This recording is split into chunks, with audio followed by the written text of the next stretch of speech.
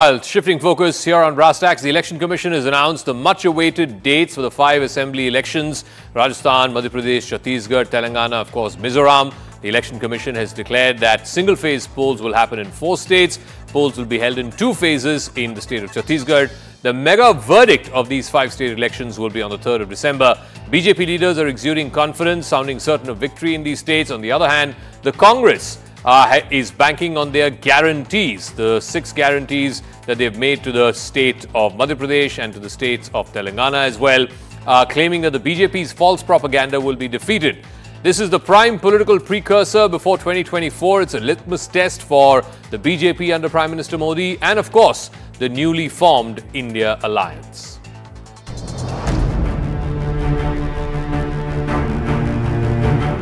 Rajasthan, where the date of poll will be 23rd November in 1 phase entirely in Rajasthan. In case of Chhattisgarh, the elections would be in 2 phases. The date of poll would be 7th November and 17th November. Madhya Pradesh, this coincides with the 2nd phase of Chhattisgarh, and date of poll would be 7th November. Telangana would go last to the poll, and date of poll is 30th November. अब तक उनके उम्मीदवार तक तो मैदान में नहीं है। कांग्रेस में आपस में सिर्फ फुटबॉल मची। जीतेंगे कि नहीं जीत रहे हैं आप लोग मध्य प्रदेश? 100%, 101%। चुनाव के उत्सव, प्रजातंत्र के सबसे बड़े उत्सव की घोषणा का भारतीय राष्ट्रीय कांग्रेस की ओर से हम स्वागत करते हैं। चुनाव आयोग ने जो चुनावी कार्यक्रम का निर्णय किया है, मैं उसका स्वागत करता हूं। और मेरा तो चुनाव आयोग से आग्रह रहेगा कि एक बार उन्हें पुनर्विचार करना चाहिए। आप 3 दिन पहले करिए या 2-3 दिन बाद में करिए, निश्चित रूप से इस पर चुनाव आयोग को एक संज्ञान लेना चाहिए।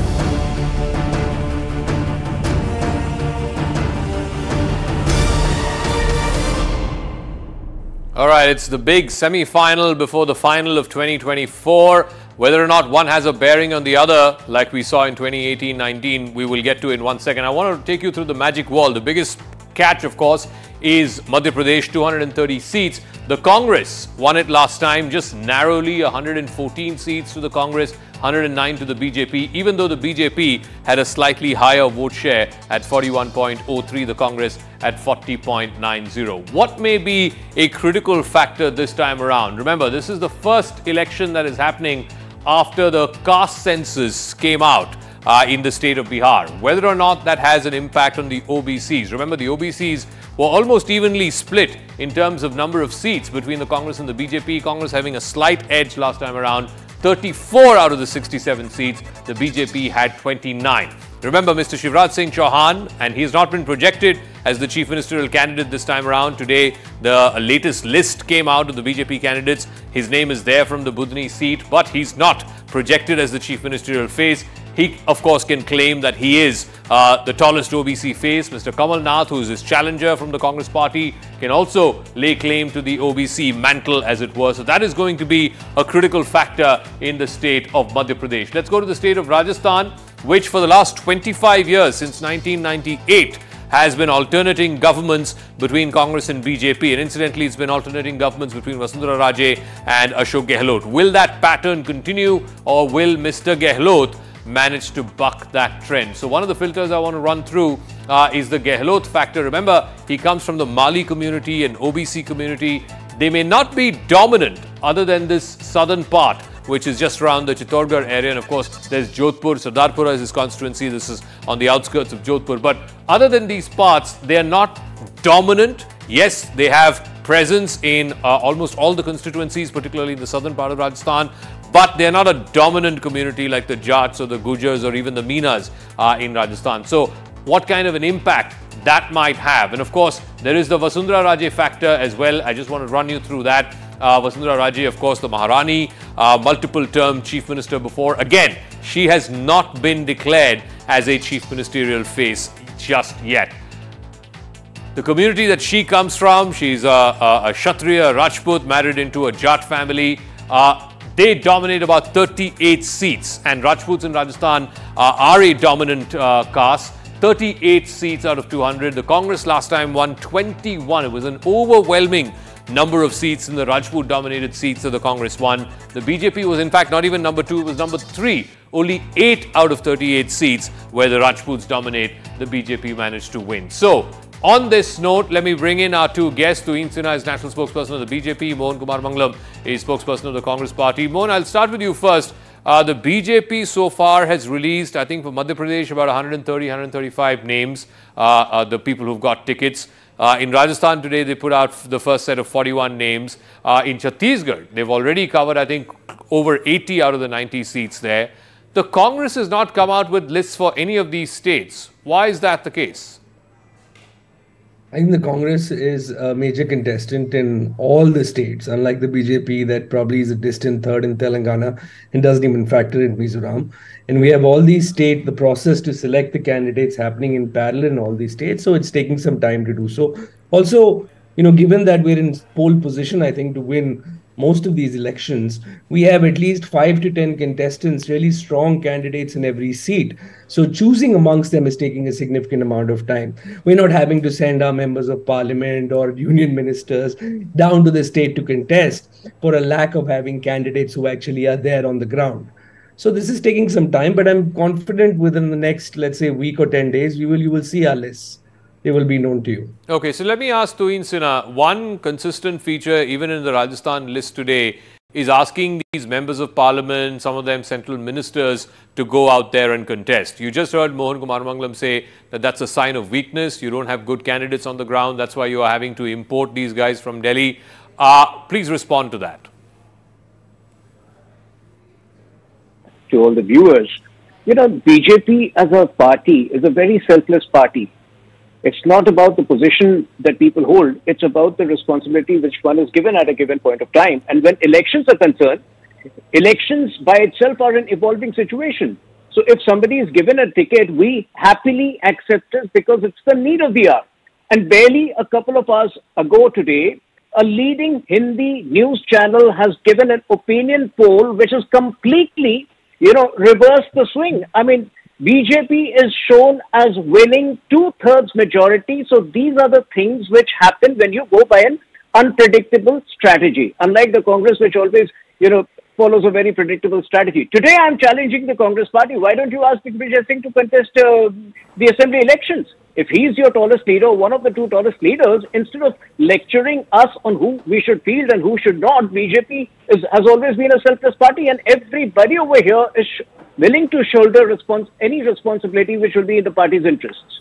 No, so let me ask Mohan Kumar Mangalam that these seats, up until today, there were 79 seats that were released by the BJP for Madhya Pradesh. Many of their union ministers had been asked to contest. Many of their so-called semi-retired leaders have been brought back into the fore and asked to contest. And the reason they are saying is that these are tough seats. These are seats that the BJP has not won in the last couple of election cycles. They've been traditionally Congress seats. But they are hoping, by drafting in these big-name candidates, they can then drive the BJP home in those seats. The Congress is not even making an attempt there.